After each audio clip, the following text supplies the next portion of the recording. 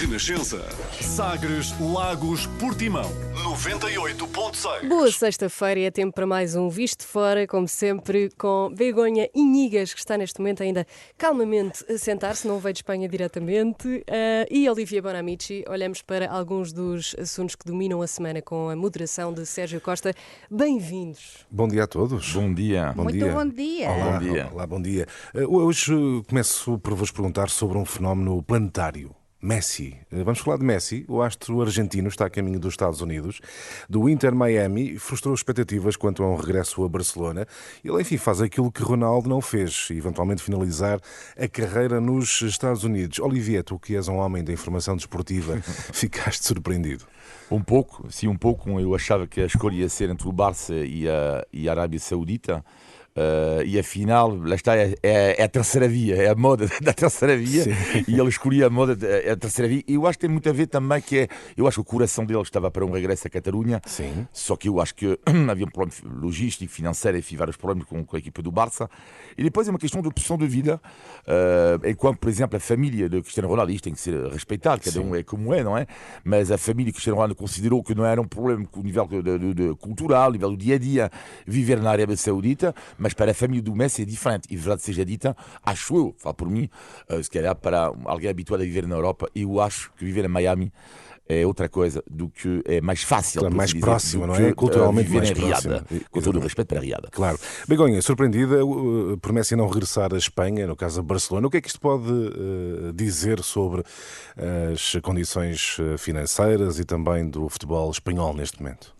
Pois olha, eu não fiquei nada surpreendida, porque o que coñezo, ou até onde coñezo a maneira de actuar do Messi, ele é muito familiar e ele pon por cima da mesa sempre a familia. Se demostrou, non é? E ele non estaba a ver, por moito que pagasen na Arabia Saudita, porque pagaban mesmo moito, claro. moito, ele non vía a súa muller e os seus fillos lá, non é?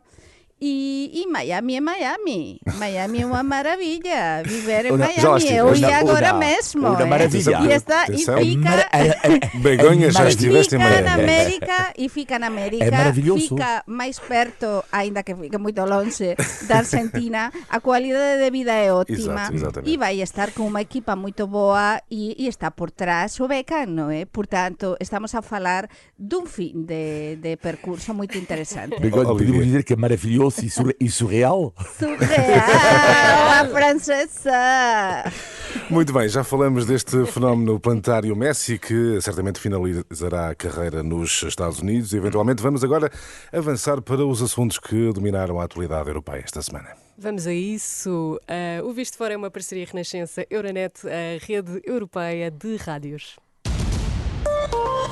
Euronet Plus. Começamos pela Ucrânia, sempre a Ucrânia. Agora abraços com uma catástrofe humanitária, também ambiental, em resultado do colapso da barragem de Kakhovka. Kiev acusa a Rússia de destruir deliberadamente a estrutura. Olivier, estamos numa nova fase da guerra em que vale tudo. Como é que olhas para os mais recentes acontecimentos? Sim, eu acho que é uma nova etapa.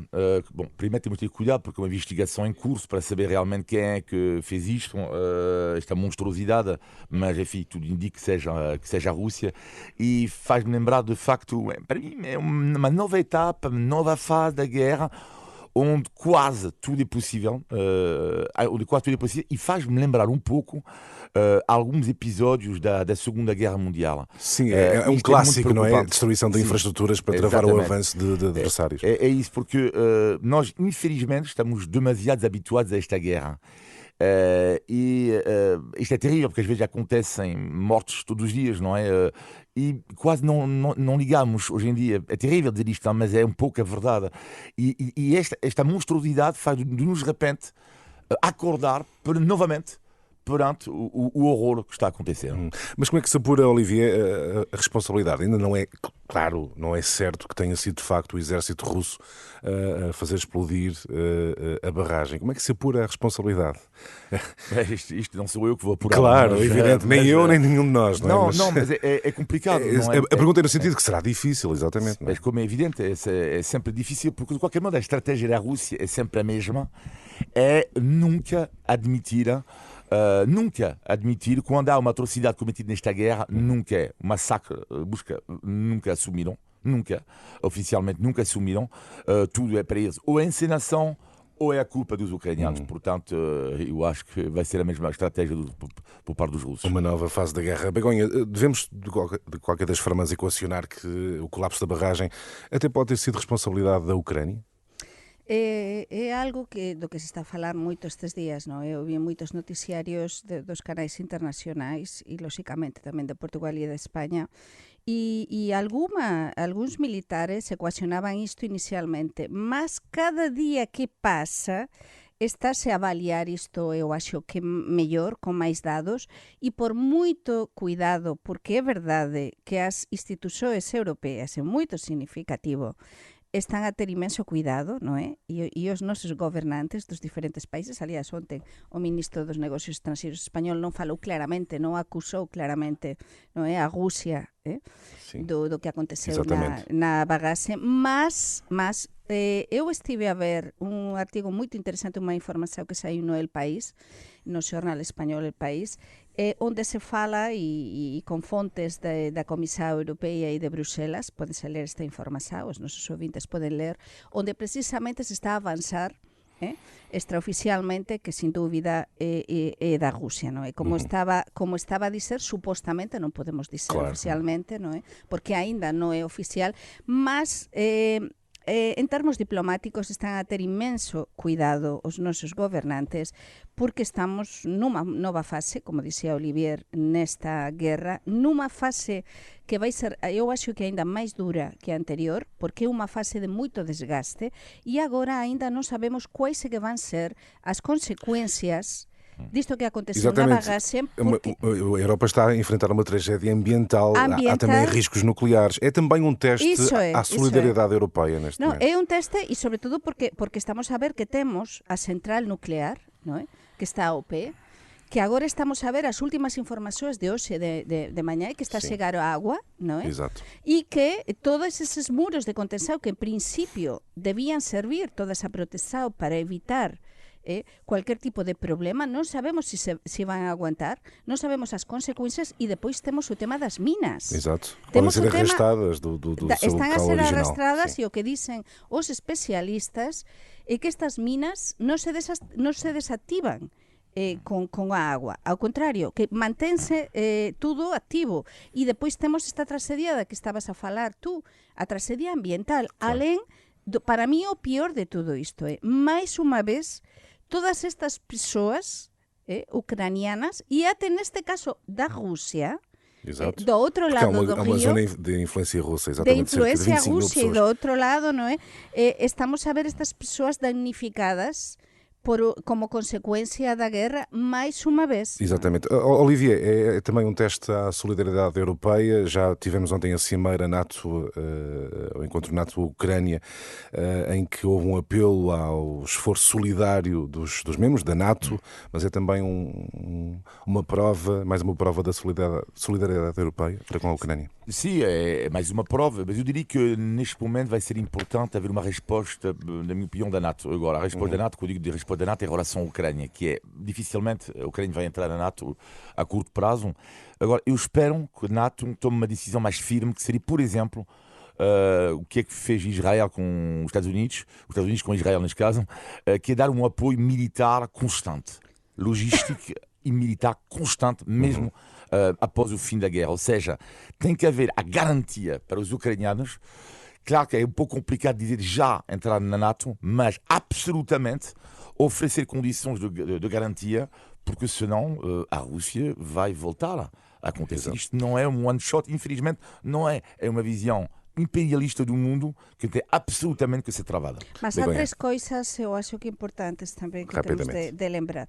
Uma delas que esta guerra vai demorar muito tempo. Tudo parece apontar a que realmente as negociações, que é o que están a pedir todos, e até os militares, non é? Nos nosos países, en España, en Portugal, na Europa, pedir, por favor, que as negociações deben comenzar, porque a única maneira para sair de todo isto son as negociações. Mas este escenario parece moito longe. Depois temos algo que, entre todo isto tan negativo, algo que eu acho positivo, e é que vimos aos ucranianos, aos militares ucranianos e persoas de Ucrânia do lado da Ucrânia, agora, com esta inundação que se produz, de 60 km quadrados de inundação, vimos como foram ajudar os habitantes do outro lado do rio da Rússia. É dizer, independentemente da guerra, estamos a falar de pessoas, estamos a falar de humanidade. Por isso sí que se está a ver que nós temos de ser solidários e que, sobretudo, ficam as pessoas. E fica esse lado positivo em plena guerra na Ucrânia. Avançamos para outro tema. Neste Visto de Fora continuamos a falar de Espanha. O Podemos lançou uma consulta interna para saber se avança com uma coligação de extrema-esquerda para as legislativas antecipadas. Begonha, eu já vou a ti porque estamos a falar do teu país, mas Olivier, pergunto-te o que pode significar essa união de extrema-esquerda em Espanha, do teu ponto de vista. Eu diria que é a única jogada. Se a esquerda quer impedir a direita de ganhar, é a única. Mesmo assim, não é uma garantia de vitória. Não é uma garantia de vitória para a esquerda. Se a esquerda quer impedir uma maioria absoluta, as sondagens são claras. O PP, a princípio, vai ganhar. E a partido pode ter uma maioria absoluta com o apoio do Vox. Exato. Só que a única hipótese da direita não ganhar com a maioria absoluta é eventualmente haver, lá está, a plataforma que reúne, por exemplo, o Partido Podemos, que vai ser o único travão agora, o único partido que pode não se juntar a esta plataforma. Se eles conseguem isto, então, neste caso, pode haver, de facto, uma escolha, eu diria, quase civilizacional em Espanha, que é PS mais Sumar versus PP mais Vox. É uma escolha que eventualmente terá que ser feita, Begonha. Isto pode polarizar ainda mais o debate político em Espanha e promover eventualmente essa aproximação entre o PP e o Vox. Eu tenho uma última hora cá. Sim, e é vamos a que estamos nas últimas 12 horas da negociação para tentar unificar, não é, a toda a esquerda do PSOE, não é, através da plataforma Sumar, da que falava Olivier, com Podemos. Mas é que no último momento as negociações están quase imposíveis, está á beira da ruptura, non é? E á beira da ruptura, o propio Podemos, na voz e na imaxe de Ione Belarra, que é unha das ministras de Podemos, pediu a través de Twitter, e pódese ver, que sexan as bases de Podemos as que decidan si Podemos vai dentro de Sumar. Estamos a ver que toda a forza da Yolanda Díaz, a vicepresidenta do goberno, que o propio Pablo Iglesias deixou, non é, como responsável por Podemos e que criou esta plataforma Sumar, está a absorber todos os votos á esquerda. Podemos esta beira da ruptura. Temos unha divisão interna impresionante e a opinión pública española neste momento non ten claro se realmente vai haver unha unificação, unha união de todos de Podemos, mas Madrid, que também saiu de Podemos, ainda assim, e de Sumar. eu faço-vos esta pergunta muito rápida, ou refaço esta pergunta para uma resposta também rápida. Estes movimentos, esta possibilidade de coligações com partidos de extrema-esquerda, há aqui um risco de grande polarização da política espanhola? O que perguntavas tú, sin dúbida estáse a ver, e o que está a apostar, no caso do Pedro Sánchez, o primeiro ministro español, se está a apostar para o voto no PSOE, e por iso é unha das causas e de razóns que se está a apontar como precisamente este adianto electoral no día 23 de xullo, precisamente para non ter tempo ni a direita ni a esquerda para preparar ben as campañas. Então, no caso da esquerda, o que acabamos de explicar, no caso da direita, son as posíveis coaligações que xa se está a ver postelectorais, depois das municipais, que estánse a ficar en baño María, como eu disse semana pasada, até depois, provável, até depois das eleições xerais, para que ese medo á extrema direita non fique entre os eleitores de centro-direita e que digan o que fique e digan vamos votar no PP e non vamos votar na Vox. Olivier, rapidamente, acreditas que haverá grande polarização política em Espanha? Rapidamente, para mim, seria um erro histórico do Partido Podemos não se juntar a esta plataforma. Porque quando tu és da extrema-esquerda, tens que verificar de quem é o teu inimigo. Portanto, da mesma forma que eu acho normal que o inimigo da extrema-direita seja a extrema-esquerda, é normal, são duas grandes divergências, não é? É normal que um militante da extrema-esquerda, o inimigo número 1, seja o Vox ou a partido mais à direita do PP.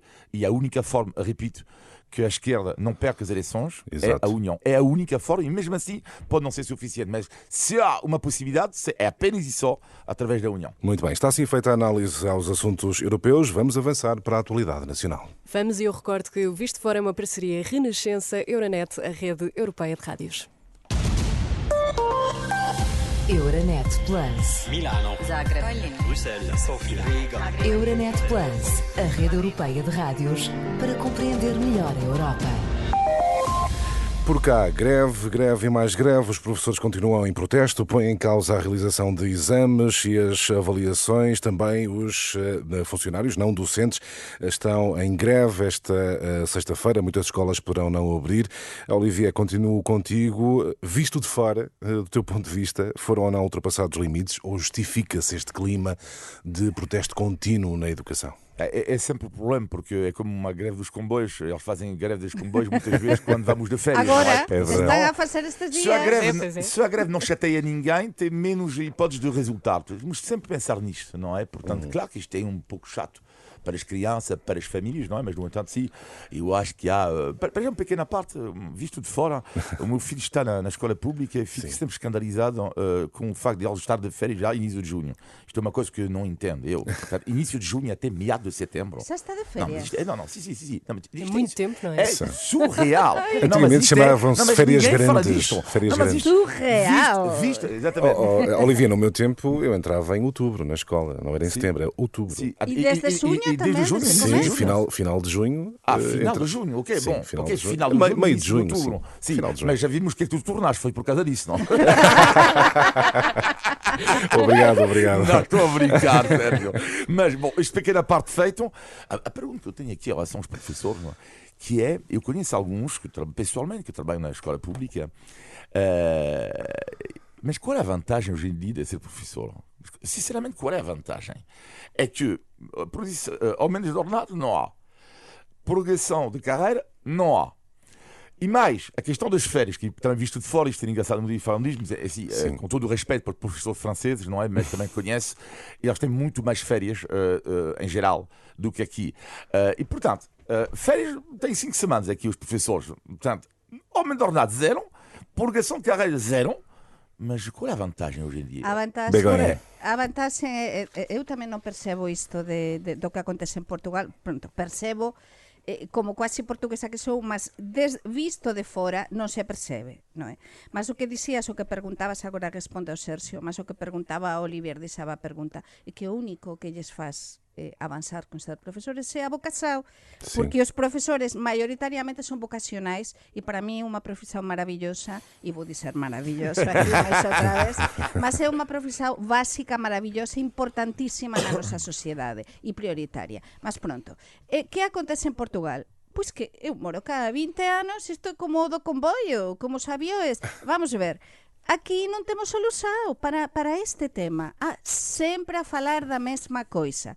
Entón, a mí xa me parece moito grave, non é? Nun momento de testes, facer greve, non é? Mas é a maneira de protestar, mas por moito que protestan non conseguen nada. Mas como é que vês esta dificuldade se chegar ao entendimento? Para mí é moito difícil de perceber isto, porque eu comparo, por exemplo, con os meus fillos. O meu fillo máis vello está a facer os testes de acceso á universidade todos estes días para as universidades españolas, que son durísimos, de segunda a sábado, días feriados inclusive, e van finalizar, e o pequenino vai finalizar no día 28 de xuño e volta a comezo de setembro. É dizer, que teñen pouquísimas ferias en comparación cos rapaces portugueses. Por tanto, a mí non me parece moito lóxico todo isto que acontece. Acho que por unha vez, os políticos e a sociedade en xeral sí que se debería crear unha plataforma De entendimento. ou algo de entendimento, mas Exatamente. non só dos políticos cos sindicatos, non. Ao máis alto nivel, diferentes sectores da sociedade e até, aliás, con o propio presidente da República para tentar solucionar isto, dar unha solución, porque sin educación de cualidade non temos unha sociedade avançada. Não há futuro. Fica a surpresa, visto de fora, fica a surpresa com a contínua greve no setor da educação. Vamos mudar radicalmente de assunto. Fica aqui a proposta. Um tema muito debatido por estes dias é a série portuguesa na Netflix Rabo de Peixe. Sim. Há quem elogie, há quem goste muito, há quem critica, há quem não goste mesmo nada. Como é que lá fora, Olivier, está a ser visto este fenómeno português? Bom, é assim, lá fora, posso dividir o lá fora. Sim. Lá fora, por exemplo, nos países francófonos não tem sucesso nenhum, Pois. ou quase nenhum. Portanto, não, mas isto também não é interessante. Mas falar visto de disto, fora, mas, como é que tu vês o fenómeno? O que é mais exatamente, o que eu acho mais interessante é analisar isto. Eu acho que é um salto de qualidade das séries portuguesas, que eu precisava disto. Isto era muito importante porque lá fora o cinema português não é conhecido. Não é, e não estou a falar só dos países francófonos.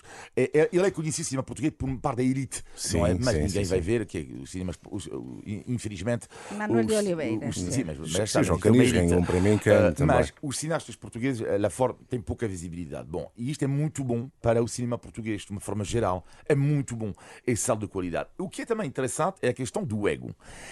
Que é, eu Do vejo ego isto, como? o fenómeno Rabo de Peixe, eu como fenómeno Eurovisão. Você sabe a minha posição Tu sobre que não Eurovisão, gostas de que é- Eurovisão, não é? Não, sim, mas sabe o que é que eu acho? Que é uma Eu espécie sei. de concurso nacionalista que eu acho interessante, porque cada país tem que ter o seu próprio ego. E o Rabo de Peixe faz-me lembrar um fenómeno. Eu diria que, como estamos aqui com França, Portugal e Espanha, em França foi Lupin, em Exato. Espanha eu diria que é o caso ainda mais famoso, que é a Casa de Casa de Papel, Papel. que é, Exatamente. que é o quê? Que é o ego dos espanhóis. Que é extraordinário, que era a Espanha é um pouco diferente, existe Almodóvar, existe outros cineastas que têm mais projeção internacional. Mas quem é que conhecia uma série espanhola lá fora? Ninguém. Até que aparece. Nós por cá tínhamos o Verão Azul. atenção. Aparece, ok, tudo bem, mas não tem nada Obrigada, a ver. Eu Sérgio. sei, eu Lá sei. fora- Obrigada. Mas lá fora não tem nada a ver com o impacto da Casa de Nada, Papel. nada. Bom, Sim, é verdade. É e verdade. a Casa de Papel vai criar uma coisa que é dizer: uau, existe também um cinema de qualidade, não é? Numa língua que é diferente da língua inglesa, não é? Isto é muito bom para diversificar também Claro. o cinema. E, portanto, para mim, é um fenómeno, por várias razões, ótimo, o fenómeno de Rabo de Peixe. Begonha, concordas com o Olivier? Estás a ver a Ai, série? era força. Sí, eu Estás a ver a estou a série? ver. Vou no segundo capítulo, portanto, non me digan... Eu igual. Non me digan que é o que acontece a continuación. E entón, precisamente, como íamos falar deste tema, é verdade que en España está a ter moito suceso, recoñezo, e que, sobre todo a Galiza e Portugal, somos quase a mesma coisa, non é? E entón, realmente está a ter moito suceso. Lembren que nós tivemos tamén, Olivier, outra serie moito vista, que se chama Fariña. Fariña, exatamente. Porque nós en Com o Netflix tráfico de droga na Galiza, tivemos xa varias series moito exitosas. Nada igual a Casa de Papel, mas a Fariña, o tema da droga na Galiza, teve moito impacto global, non é? A nivel global da Netflix. E neste caso, a temática da droga é unha temática que enxe e que chega a todas as persoas, non é? De diferentes continentes. É verdade que é forte, é unha serie forte, mas é unha serie que estéticamente e artísticamente e técnicamente está moito ben feita, realmente. É dura, moito dura, aínda que ten algo de humor, mas é moito dura. Como é no que ele chama a fundo. série em Espanha, Begonha? Como é que sabes ou não? Como é que se chama a série? Rabo de É Peixe. Rabo de Peixe. Tem o mesmo título. Mas é que eu vexo Netflix aquí. Ah, ok. Non vexo en España. E Sí. quando estou en España Sí, acá tú non sabes como é que se chama en España. aproveito para beber Ok. un viño cos amigos, para... En fin, é Porque- diferente, non porque fico a ver Netflix. Em França a série chama-se Pesca Proibida. Porque não dava para traduzir rabo de peixe. Exato. Porque rabo é. Enfim, Mas rabo de peixe. isto serve Poderia ser para- complicado.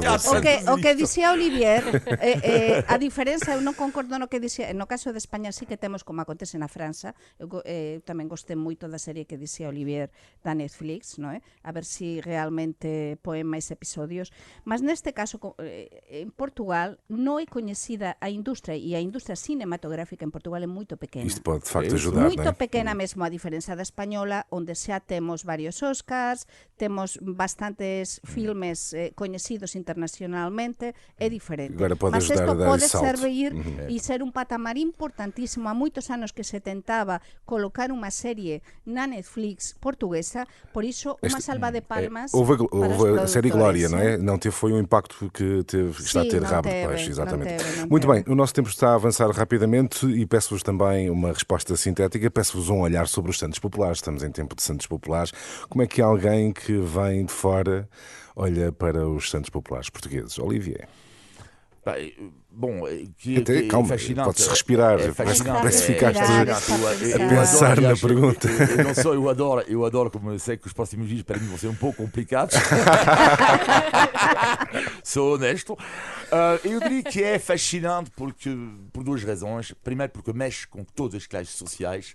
Isto é, para mim, é fascinante. E depois, eu acho que vai à contracorrente do mundo louco, ultra globalizado no qual vivemos. E é um pouco um regresso, não é? A um passado que eu acho no bom sentido da palavra e também a noção do povo. Muitas vezes, quando falamos do populismo, quando falamos de política, falamos do populismo do ponto de vista negativo. Mas é preciso nunca esquecer que no populismo também é uma vertente positiva. Sim. E quando todo o povo se junta para algo de bonito, giro, dançar, comer uma sardinha, comer uma bifana, rir, beber com moderação, não é? Tudo isto para mim é ótimo. Begonha, eu recordo-me, há uma imagem que eu me recordo, eu tenho mais experiência naturalmente do São João do Porto, mas recordo-me num São João, com todas as pessoas na rua, ver um casal, por acaso era norte-americano, completamente de boquiaberto, a ver toda a festa nas ruas da cidade do Porto. Foi assim que ficaste quando chegaste a Portugal? Non fiquei porque eu Já xa tiñas coñecía, coñecemento, exato. claro, eu xa tiña coñecemento e posso dizer que coñecía bastante ben Portugal, de norte a sur.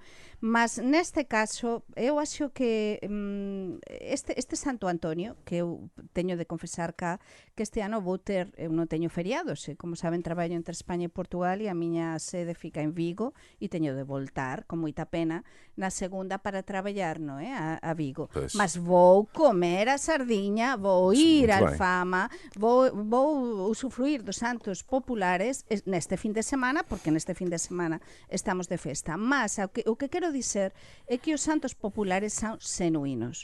É voltar á esencia de verdade de Lisboa. É dizer, é un momento do ano, como acontece con o San Xoao do Porto, mas cá estamos a falar do Santo Antonio, non é? Sim. É voltar á verdade, a verdadeira Lisboa.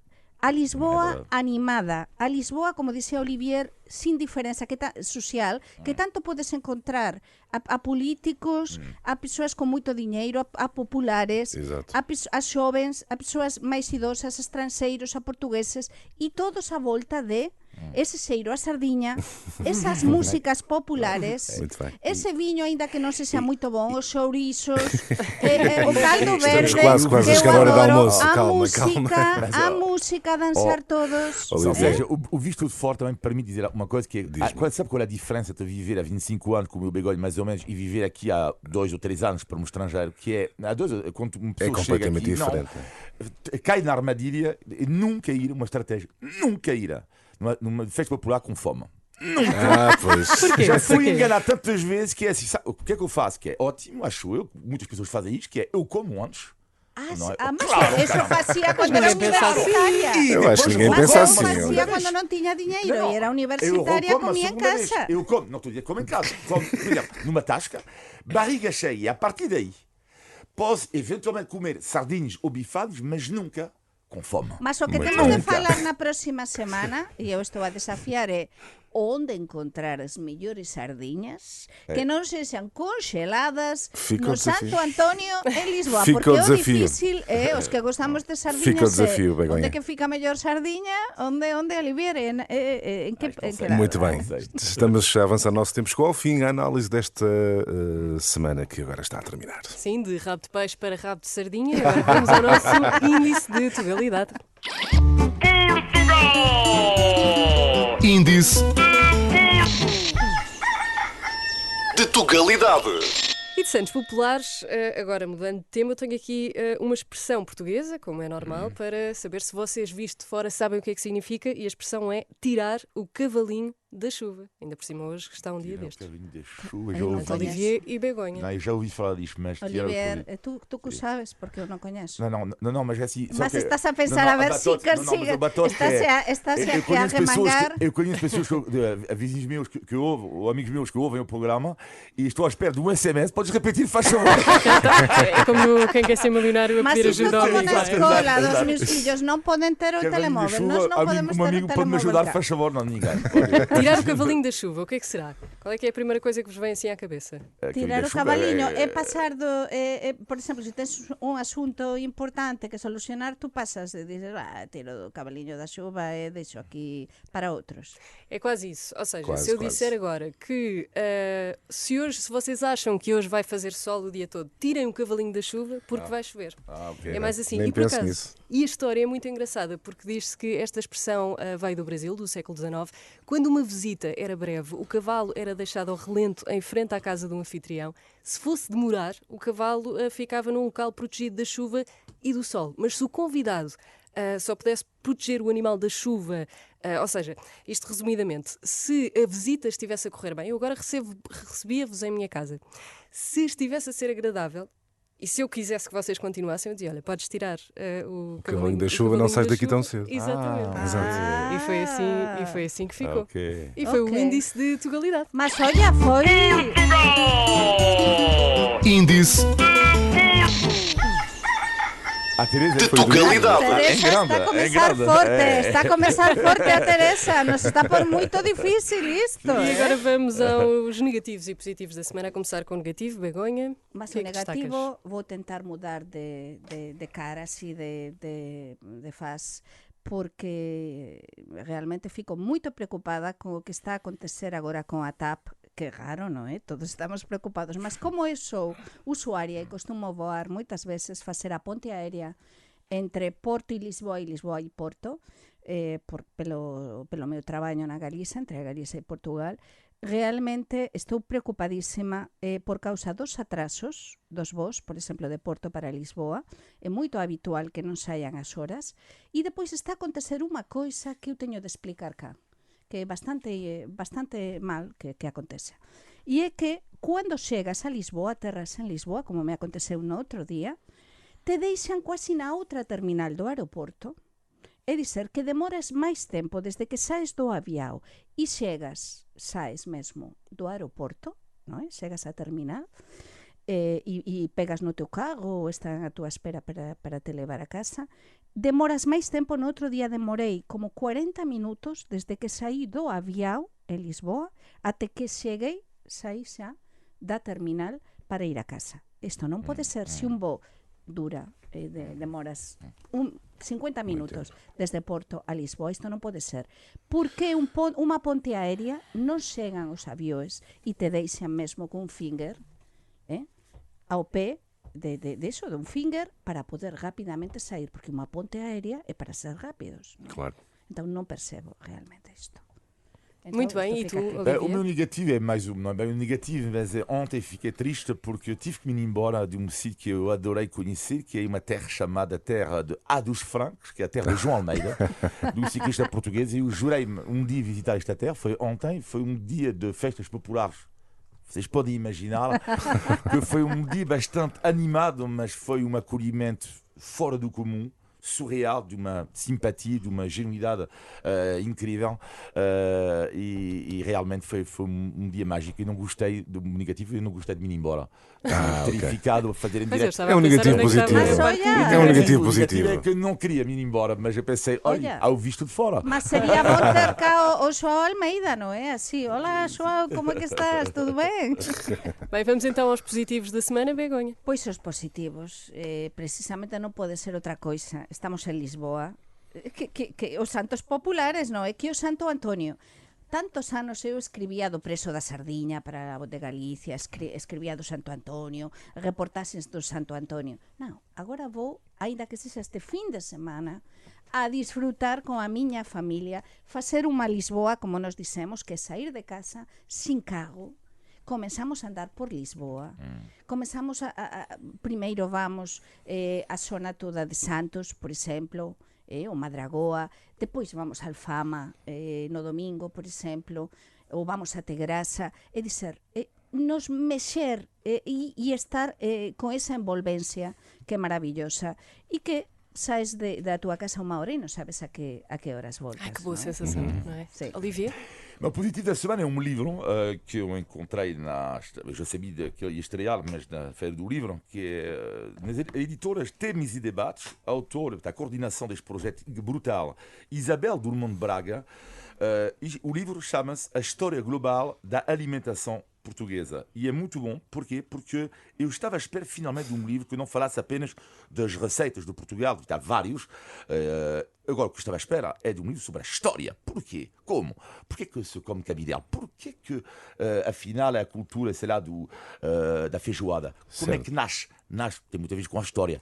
Tem a ver com a geografia. Exatamente. E eu adoro este livro porque é de uma riqueza. Fala, através da gastronomia, fala da história de Portugal. Muito bem. Muito bem. E qual é o livro? Recorda-me. História global da alimentação portuguesa. São 600 grandote. páginas. Mas Está é anotado, um está livro, anotado. É grande. digo-vos São que é um 600 livro de são- muitas páginas. São Quantas páginas? 600 páginas sobre Fantástico. a português, feito por grandes especialistas, historiadores e não só professores, enfim. É super interessante. Obrigado pela sugestão, Olivier. De nada. Muito bem, chegamos assim ao fim deste Visto Fora. Sérgio, obrigada. Entretanto, para quem nos está a ouvir, pode depois ouvir também em podcast. E estamos de volta sexta-feira às 10 da manhã. Abraço. Obrigada, Olivia. Obrigada. Obrigado. Begonha. Obrigada. Bom nós. fim de semana, bons Bom Santos fim de Populares. Bom fim de semana, pois é, bons Santos Populares. boas Exatamente, sardinhas. bons santos E populares. cavalinho- e Não abuses, cavalinho Olivier, na não chuva. abuses.